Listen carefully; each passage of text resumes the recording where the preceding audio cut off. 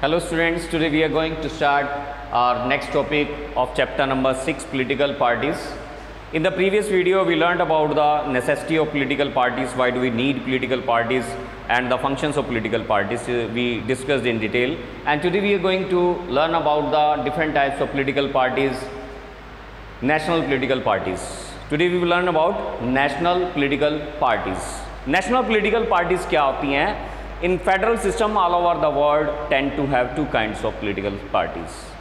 हमारा जो federal system है, मैंने आपको फर्स्ट वीडियो में आपको फेडरल सिस्टम के बारे में बताया था और प्रीवियस वीडियो में मैंने आपको नेसेसिटी के बारे में बताया। तो जो हमारा जो फेडरल सिस्टम है, एक डेमोक्रेटिक सेटअप के अंदर पूरे वर्ल्ड के अंदर वहाँ दो प्रकार की पॉलिटिकल पार्टीज़ होती हैं, एक तो नेशनल लेवल की और दूसरी रीजनल लेवल की पॉलिटिकल पार्टीज़ होती हैं।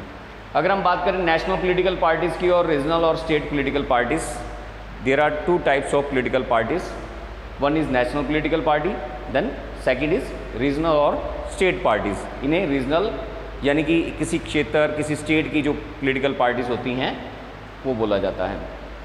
तो these parties have units in various states. जो हम नेशनल पार्टीज़ की अगर बात करें तो नेशनल पार्टीज़ क्या होती हैं, ये एक इनकी अलग अलग यूनिट्स होती हैं वेरियस स्टेट्स के अंदर, अलग अलग राज्यों के अंदर इनकी बहुत सारी यूनिट्स होती हैं और ये सेपरेट होती हैं, वर्क्स ऑन नेशनल लाइंस। लेकिन ये नहीं है कि जैसे अगर हम एग्जांपल लें बीजेपी का, कि बीजेपी के एक नेशनल लेवल की जो पॉलिटिकल पार्टी है और ये अलग अलग यूनिट्स में बटी हुई, यानी अलग अलग स्टेट्स में है। अगर हम बात करें मध्य प्रदेश में भी बीजेपी की पार्टी है और हरियाणा में भी, पंजाब में भी और जम्मू कश्मीर में भी, अलग अलग जो राज्य हैं उनमें इनकी क्या हैं, वेरियस यूनिट्स हैं। जो नेशनल लेवल की जो पार्टीज़ हैं उनकी अलग अलग यूनिट्स अलग अलग स्टेट्स के अंदर हैं।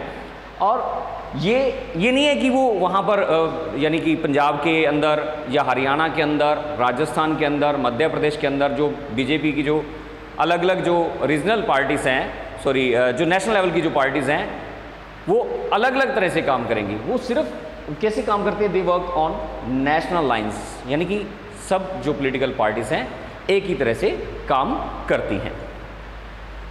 अब नेशनल पॉलिटिकल पार्टीज़, कौन सी पार्टीज़ नेशनल पॉलिटिकल पार्टीज़ बन सकती हैं, उनके लिए किन चीज़ों की ज़रूरत होती है? Required to register with election commission. National political party बनने के लिए इन्हें किस चीज़ की ज़रूरत होती है? उन्हें रजिस्टर्ड होना होता है इलेक्शन कमीशन के पास और इलेक्शन कमीशन इन्हें रजिस्टर्ड करता है। और दूसरा क्या है कि इन्हें रिकॉग्नाइज्ड पॉलिटिकल पार्टीज़ कहा जाता है। These are called recognised political parties. जिन पॉलिटिकल पार्टीज़ को जो नेशनल लेवल की जो पॉलिटिकल पार्टीज़ हैं उन्हें सबसे पहले तो इलेक्शन कमीशन के पास क्या करना होता है, रजिस्टर करवाना होता है।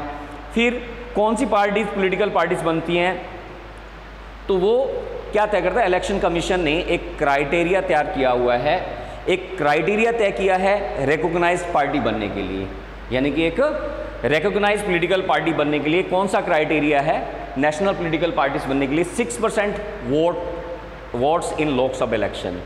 यहाँ दो क्राइटेरिया हैं कि या तो वो 6% वोट प्राप्त करें, लोकसभा के जो चुनाव होते हैं उनमें 6% वोट्स मिली होनी चाहिए उन्हें, और 6% votes of in assembly election in 4 states. या फिर क्या है, अगर ये कंडीशन पूरी नहीं कर पा रहे 6% वोट्स इन, या तो क्या करेगी ये 6% जो वोट हैं इन्हें लोकसभा के चुनाव में मिले होने चाहिए।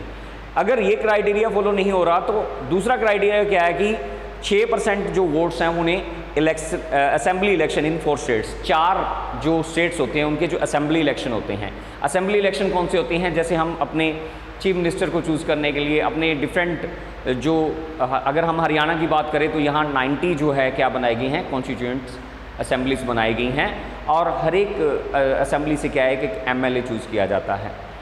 तो क्या करना चाहिए नेशनल पॉलिटिकल पार्टी बनने के लिए? 6% जो वोट हैं उन्हें कम से कम 4 राज्यों के अंदर, मान लीजिए हरियाणा के अंदर, मध्य प्रदेश के अंदर, राजस्थान के अंदर या उत्तर प्रदेश के अंदर, जो अलग अलग जो राज्य हैं, कम से कम 4 राज्यों में उन्हें 6% वोट मिले होने चाहिए।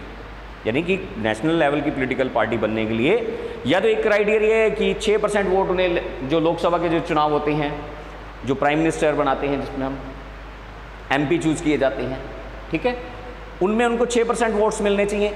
अगर वो क्राइटेरिया वो फॉलो नहीं कर पा रही हैं तो दूसरा क्राइटेरिया है क्या है कि 6% वोट उन्हें असेंबली इलेक्शन में 4 स्टेट्स में, कम से कम 4 राज्यों में उन्हें 6% वोट्स मिले होने चाहिए।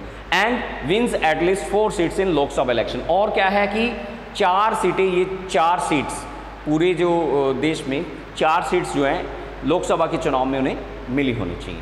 तो ये था एक क्राइटेरिया नेशनल पॉलिटिकल पार्टीज बनाने का।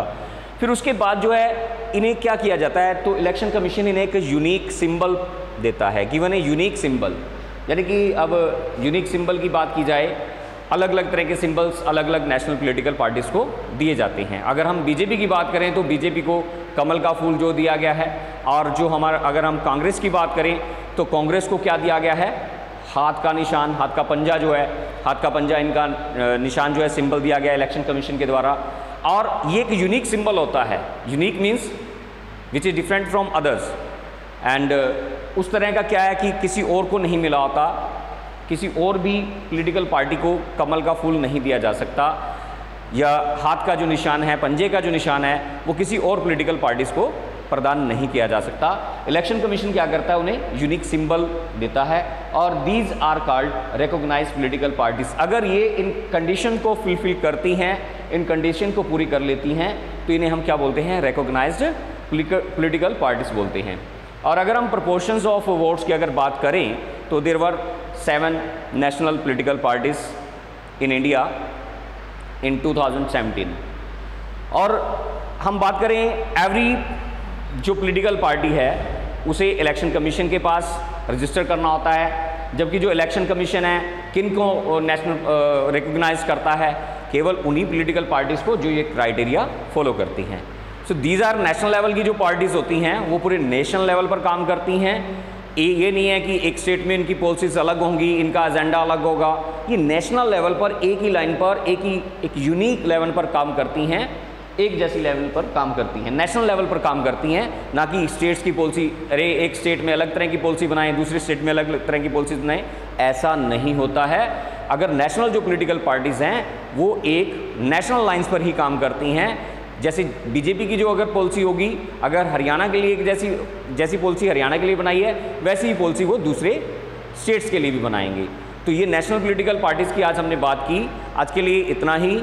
आप इन्हें नेशनल पॉलिटिकल पार्टीज़ को अच्छे से पढ़ेंगे कि कौन कौन सी नेशनल पॉलिटिकल पार्टीज़ होती हैं और किस क्राइटेरिया को फॉलो किया जाता है, और इलेक्शन कमीशन का इसमें क्या रोल होता है।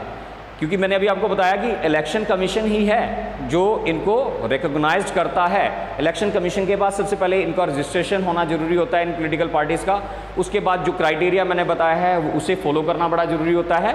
और ये पॉलिटिकल पार्टीज़ जो है नेशनल लाइन पर ही काम करती हैं। नेशनल लेवल की जो पॉलिटिकल पार्टीज़ होती हैं, नेशनल पार्टीज़ होती हैं, वो नेशनल लाइंस पर काम करती हैं और पूरे देश के लिए एक होकर काम करती हैं। और आज आप जो आपके जो होमवर्क है, आप please note down your homework. आपने जो फंक्शंस हैं, पॉलिटिकल पार्टीज़ के जो फंक्शंस हैं, बहुत ही इंपॉर्टेंट क्वेश्चन है, मैंने पहले दिन भी आपको बताया था। उसके बाद why do we need political parties, फिर what are national political parties, national political parties क्या आती हैं, and how these national political parties are formed, and what is the role of election commission in giving them unique symbols or in giving them recognized political parties. Thanks and have a nice day.